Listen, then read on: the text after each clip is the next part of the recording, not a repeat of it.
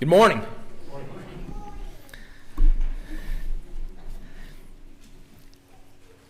The vessel you're in, your body, what is its purpose? Why did God make it? What is it to do? What, if you're to use it to a certain end, what is that end? What did God have in mind? What did he design it for? Now, the world right now, not just right now, we do not say there is something new, there is nothing new under the sun. What has been is what will be, and what will be is what will be again. Everything just goes around and we go through phases. But to a large degree right now, the culture impresses this message that the body is essentially something to be used as a pleasure factory. It is the way you are to deal with it is to just do whatever it wants. It makes demands, it has cravings, it has hunger pangs, it thirsts. Your existence is built around responding to the body. It's even gotten to the degree the atheist believes that you are literally just a body. And if that's all that you were, then of course its impulses would be your greatest commander. We believe that if there's an emotional disruption or an outburst of anger or some kind of depression or something like this, we limit these things totally to physiology. And I'm not saying there aren't physiological components. It's a well-known fact that getting sunlight improves mood. I can't imagine living in Alaska where there is darkness for how many days during the dark time of the year. Sunlight is good. A healthy diet is very good for your chemical balances in your brain. And there is a physiological component. The body is real. We are existing in a body. It is a part of who we are. But what is the purpose of it? And the world would say that the body is just this natural thing that will have demands and make demands, and you are to really respond to it. Do what it wants, give it what it wants. And this is going to be the basis of being a happy person. So long as the needs of the body on a basic level, and then the higher you get up on Maslow's hierarchy, then the more fulfilled you will be. But there are basic needs, and it goes up, and so long as those things are met, then you're going to be a happy person. But reason would tell us that that isn't true, because there are people who are having their needs met at a standard that some of us can't even imagine. I'm thinking of some of the world's billionaires. The body is in a constant state of rest. It is given what it wants. I saw recently, not to pick on this actress, I'm just giving this as an illustration.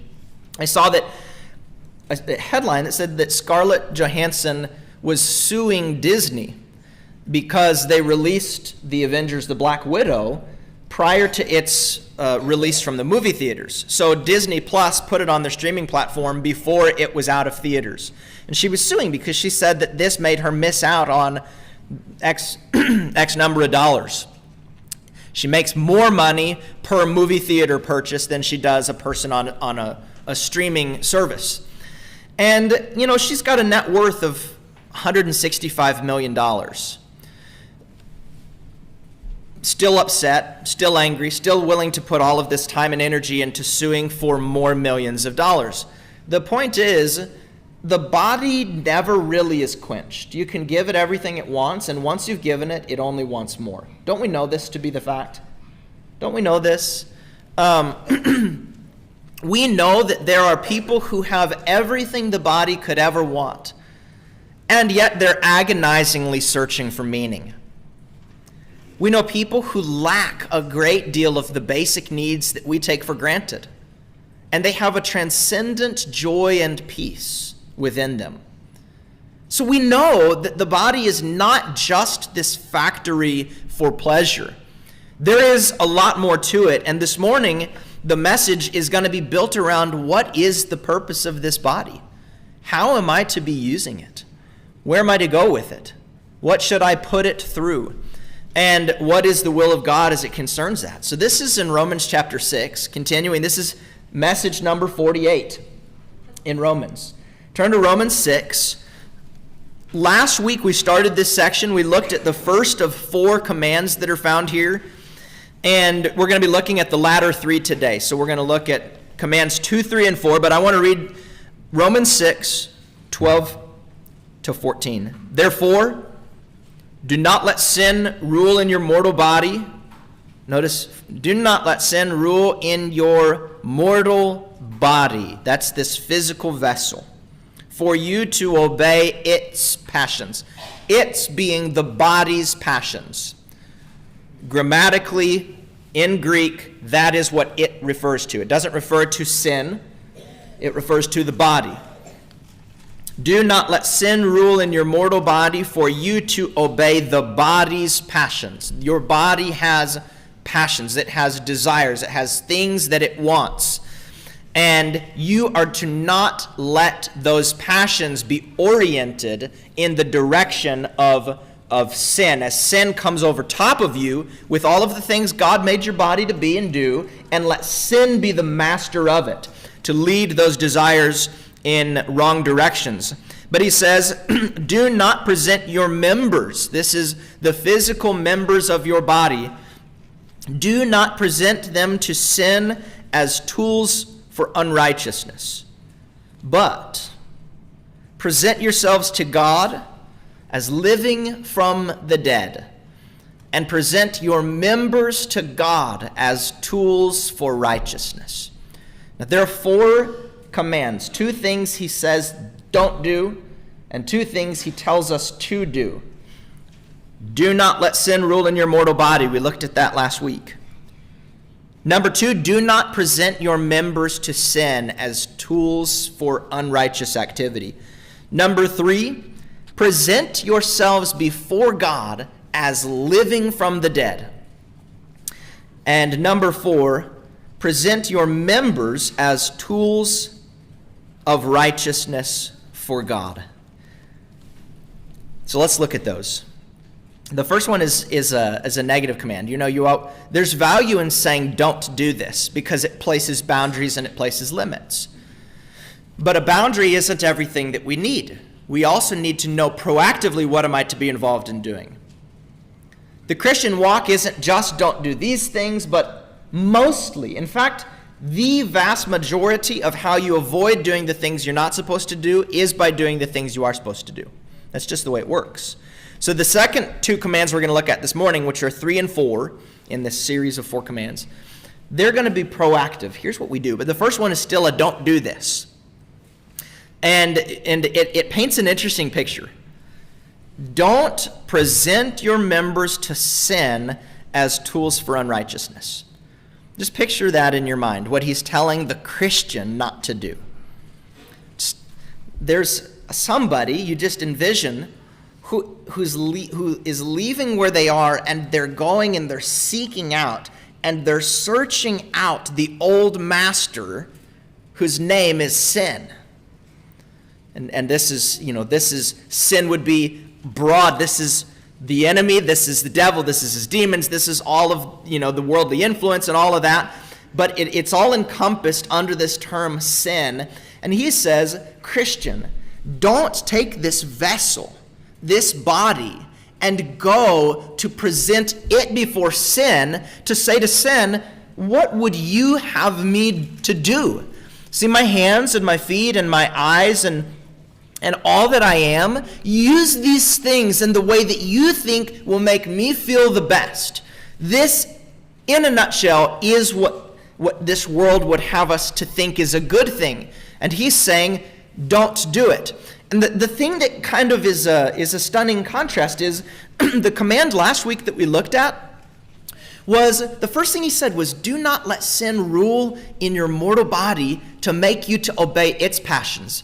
And in that imagery, you kind of get this picture of somebody who's helpless and they are just overtaken by sin that came to them, knocked down the door, came in and said, I'm going to rule and you're going to obey. And you see this in people that are that are just, maybe lost in alcoholism or something, drug abuse or something where it's so tied to them, they're just overtaken and ruled by it. He says, don't let that be who you are.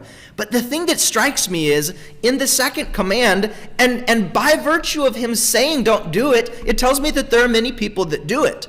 Because in this one, sin didn't come to your door and knock it down. You went to its door. You sought it out, right? He says, do not present your members to sin as tools for unrighteousness, to go to sin and say, here I am. What would you have me to do? This is all based in this thing, this body that he says has passions, which is the basic ideas there is desires. Think about a man who is starving. Who gave him that desire within his belly? From where did that come? Firstly, it came from God. Now, the man in that desire can do many things. You can take the desire and do many things that are not good. Think about the man in the story that Nathan told David who took one man's sheep to feed his guest. You can fill the belly by thievery, by stealing, by taking something that doesn't belong to you. We can take these desires and we can misuse them. The desires are simply there. And the enemy has a direction. He wants you to take it in every direction God said don't. More precisely, he wants you to take it in every direction that God didn't design it for. The fact of the matter is, if you use the vessel that's been given to you for things God didn't make it for, even if the immediate sense it seems to do good for it, it will ultimately do bad for it. And people will realize this at different points in their life. But he says, don't present your members to sin as tools for unrighteousness. Don't go seeking out. When the desire is there, you're hungry or you have some need, whatever it is, we have to stop and say, okay, I have this need, I have this desire, I have this want, whatever. Is it a good thing? Is it a bad thing? Is it a neutral thing? We have to stop for long enough to say, what would God have me to do? Most of the time we bulldoze right past that barrier of thinking, and we just go find, here's what I want to do. But he says, don't do that. And here's what he says to do, Christians. There's two things. And these are so supremely valuable, these two commands. He says, do this. I'm not preaching at you. I'm just talking to you.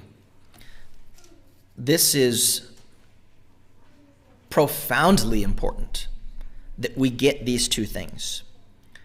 Here's what we're to do every day, every moment of our lives. Number one, he says, present yourselves to God as living from the dead. The weight of that statement, I don't think can be measured. What would it be to present yourself to God as living from the dead? What's he getting at here? Now, you know the big argument here in Romans 6, 1 through 14 has been in response to the rhetorical question, should we keep on sinning so that grace may come? Because in the prior chapter he said, where sin increased, grace abounded all the more, which means no matter how high someone sins, the grace of God can always beat it. But the response, which is of the enemy, is to say that because my sin invokes God's grace, I should sin more to get more of God's grace. But he says, no, that isn't true. The reason why you should not do that is because why? Because you died to sin. Don't you know that all of us who have been baptized into Jesus Christ have been baptized into his death? So this big thing of why he's saying don't let sin be your master and don't go to him to say do what you will is because he says you've died to sin. It doesn't make sense to keep on living in something that you're dead to when you came into Christ. But that's only half of the argument. It's not just that you died to sin and now you're this useless ghost. What's the big miraculous thing that came after the death? After you died, you came alive. We're not useless ghosts. Now we're alive. And so he says, present yourselves to God in that way. Present yourselves to God as living from the dead, being dead at one point, and you are cognizant of this. And now you're conscious of life. Go before God as people who are supremely aware of that fact. You have to stop and ponder. What if you found out that you were going to live for all eternity in hell? First of all, probably isn't a scarier thing to imagine. I've thought of this so many times, it always sobers me. To imagine being in a place that is dark and torturous and inescapable to the degree that having been there a million years, it would be as though it was day one. Never ending. It's always this way. I can't imagine a scarier thing. Now imagine being aware of that and actually believing that that was your reality. And then the gloom that would come with that, but then imagine somebody comes and they say, you're never going to believe this, but you've been pardoned. And not only are you not going to that place anymore, but now you get to live for all eternity in paradise where all things will be good. Only righteousness dwells there. Thieves cannot break in and steal. Rust does not happen to metal. Moths don't destroy clothes. Only good people is there. Imagine what would you do if you went from that reality to this one? Well, I'll tell you a little secret. That is exactly what happened when you came into Jesus Christ. But we've become so desensitized to it, I think because we don't fully appreciate it, to where we will look on something like that. We will think of God as an afterthought. He's a once a week kind of thing. I will come and I'll check a box for him. But when do the Cowboys play? When's the Sooners game? I think we just missed it. We have something that is so supremely good, and it's an afterthought. Paul's saying, go before God as people that are living from the dead. You were dead in the trespasses and sins in which you once walked, following the course of this world, the spirit that is at work in the sons of disobedience among whom we all once lived. But God, being rich in mercy, because of the great love with which he loved us, made us alive together with Christ. That's the reality. And because it's spiritual and it's not immediately in our face, we forget it. And we treat it as an afterthought. If somebody were to come to you, what would your relationship be with a person who came to you, maybe a family member, a friend, or perhaps a total stranger who said, I have in my hand a key to a mansion on the beach in Malibu, and it's yours. All expenses paid. This is your new home, complete with whatever car you want. Would you slough off a person like that? And how much would you appreciate such a gift as that? Here's the reality. What we've been given in Jesus Christ makes that gift worthless. A Malibu mansion with a car that's going to break down on a world that eventually will be destroyed pales in comparison to the gift of glory that we have in Jesus Christ and what's ahead of us. We have something right now supremely better than the lesser thing that we would respond to in a greater way. Do you see the problem there? Paul's point is, church, you have to be fully aware of your status prior to Christ. It wasn't just, I might have messed up a couple times and I might have, had a little difficulty. No, you were dead and you were damned and now have been redeemed and you're saved. It is so good. And so he's saying, go before God knowing that. Because what would that do? How would that change the way you walk? I mean, really and truly, what would it look like to go before the King of the world with a heart that is fully aware of the death that I had, but the life that I now have because of him? What it does is, it completely displaces a life that is apathetic and content to check boxes to try and earn a gift that I've already been given. That's what we do. The fact is, when you come into Jesus Christ, you're as saved at that moment prior to doing any good works than you are 20 or 30 years later after doing 30 years worth of good works. You're no less saved the day you come into Christ than after doing many years of works. And what that teaches us is that the works didn't earn us anything. But sometimes that's how we do our Christian walk.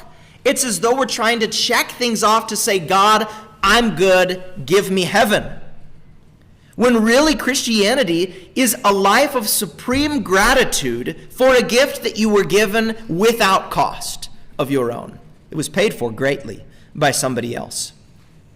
When you get that, when you recognize that my day in and day out Christianity isn't to earn something, but it's just to be living in gratitude for a gift that I couldn't earn, it changes everything about how you live your Christian walk.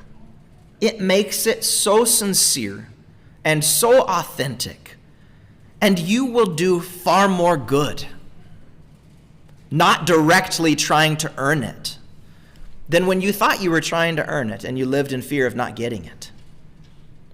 It is yours. And our job, he says, is go before God as people who know I was dead and now I'm alive. How would that change things? Well, I think the third command tells us exactly how we would change things. The third this morning, but this is the fourth overall. Here's what he says. Present your members to God as tools for righteousness. Now, you can only do that. So you go before God, you go to his presence, and you look on him, and you sincerely say, here's this vessel with my hands and my feet and my heart and my eyes and my mind and my tongue, my nose, and everything in between. All of this, every bit of it, you made it.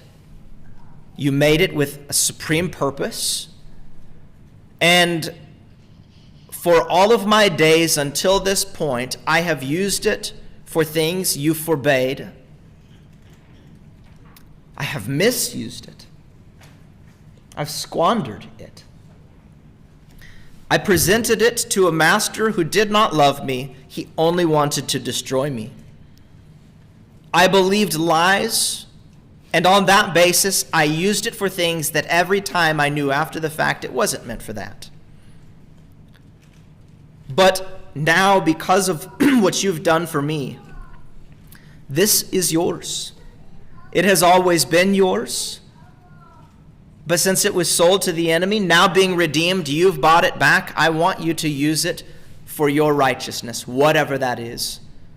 Use these hands to serve and fix things and do what they must. Use these feet to go where you'd have me to go. Use these eyes to see the needs in the world that exist and to be open to them. Use every breath and every beating of my heart for your service. I'm yours. Now, first of all, there's two things to say about that. First of all, the only way you will ever have that perspective is if you do what he said in the prior command, which is to go before God as living from the dead. I was dead. I owe you everything. I was lost and I was damned, and now I'm saved and redeemed. The gift is so good. It's too good to get. I mean, it's too good for us to grasp it, I think. Maybe that's part of the problem. We just can't see how profound it is, but there have been people who saw it. Paul was one of them, forgetting what lies behind, pressing forward to what lies ahead, to live as Christ and to die as gain. He said these things. He was someone who fully understood it, and I believe totally appreciated it. We need to as well. The only way we will go before God and say, this vessel is yours, I want it to be used for righteous works, whatever that means. Take it where you'd have it go. Use it till it's totally spent and goes down into the grave, all for your glory, 100% for your righteousness. The only way you will do that is if you know you were dead and now you're alive. But the second thing to be said about that is this. And it is, if God says something, the devil often will say precisely the opposite. Now, he'll tweak it to make it seem similar. But there is a temptation, and it says, just live a little. Haven't we heard that? If you haven't said it to yourself or heard it from somebody, we know what it is. It's just live a little. But really what the world doesn't know it, they're sleeping, but the devil knows what he really means is, I want you to die. That's what it is. To use that statement, just live a little, the idea behind it is, I want you dead. I mean, there is an enemy who hates your guts. Do you know that? He despises you. Even were you to be totally devoted to him in every way, he despises. He wants nothing but your eternal pain. And we believe his messages all the time. When he says, just live a little. But really the things that he says, just live a little, are the things that bring death. And I was thinking about this. The world would say that doing whatever you want, that's living. But here's what Paul says. When you've been brought out of death into true life, in that state of true life, he says what you do is you go before your Maker who fashioned your body, and you let him have the reins over what it does and doesn't do, and you say it will be used for your glory. That is living. When the world will try to say, you pesky Christians don't have any fun and all that kind of, yes, we do. We have so much fun.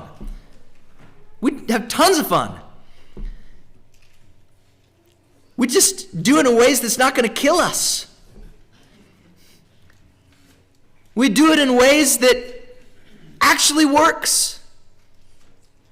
And here's the thing. I was thinking about the fact that we know sometimes things in nature that we don't correspond to things in the spiritual realm.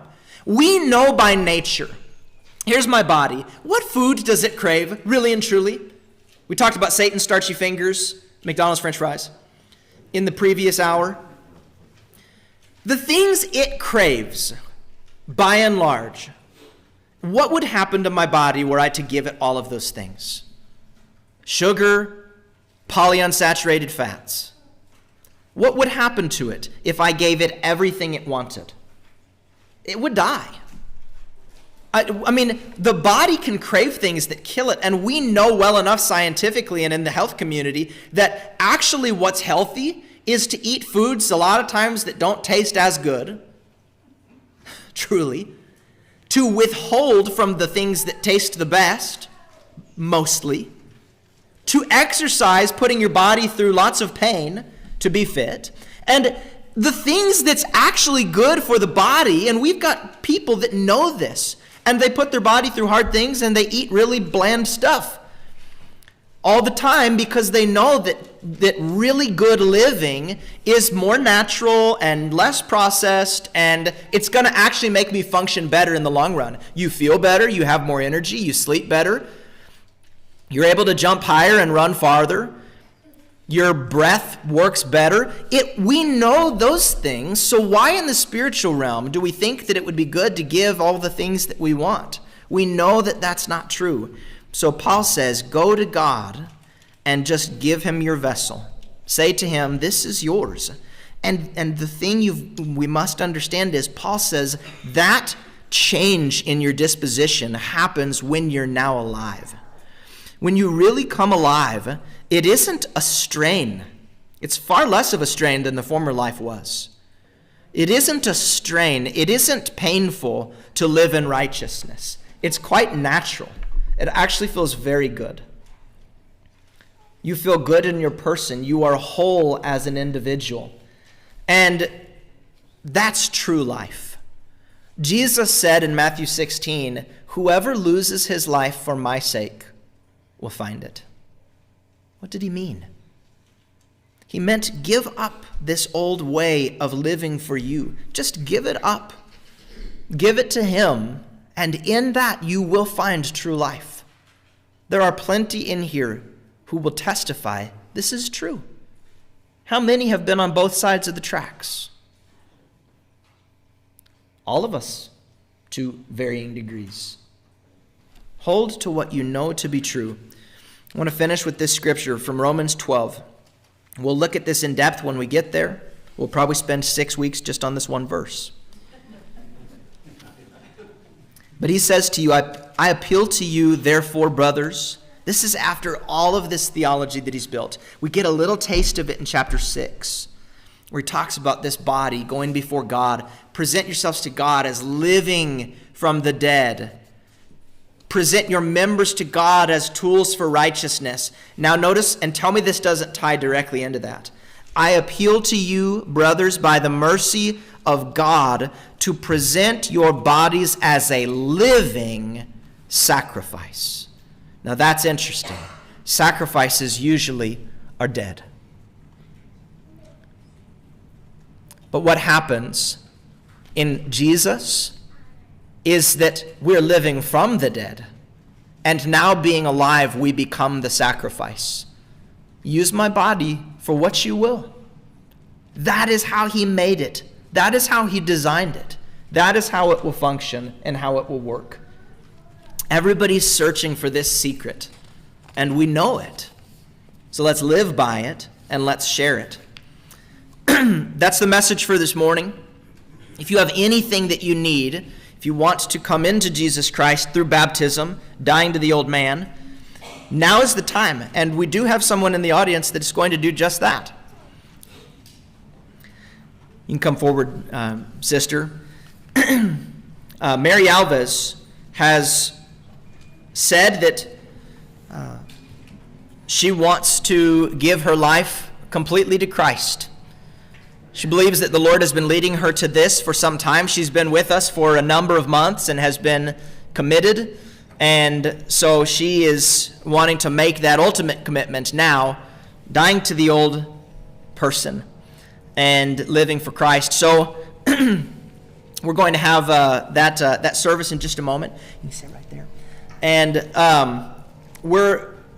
Tom, would you be able to sing while we're getting changed and everything? Could you just do a couple of songs? Okay, so let's go ahead and let's do some singing. You can go back to this room over here, and we'll have this great service.